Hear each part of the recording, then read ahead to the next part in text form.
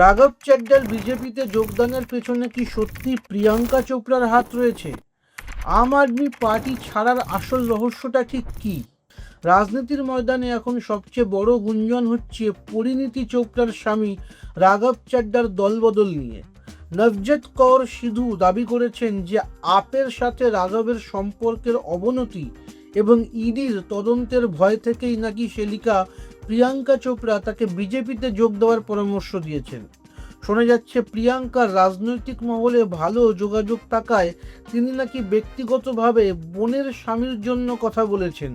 যদিও এই বিষয়ে প্রিয়াঙ্কা বা রাঘব কেউই এখনও মুখ খোলেননি, তবে এই দলবদলের পর সোশ্যাল মিডিয়ায় রাঘবের ফলোয়ার সংখ্যা প্রায় 20 লক্ষ কমে গেছে।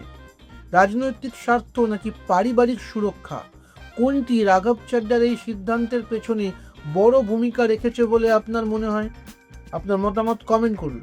আপনার নিজের জন্য বা নিজের ব্যবসার জন্য পার্সোনাল বা বিজনেস ওয়েবসাইট তৈরি করতে চান, অথবা তৈরি করতে চান আধুনিক মোবাইল অ্যাপ, কোথায় যোগাযোগ করবেন, কিভাবে শুরু করবেন বুঝতে পারছেন না? যোগাযোগ করুন নিচে দেওয়া ফোন নাম্বারে। আপনার সমস্ত প্রশ্নের উত্তর পাবেন এখানেই।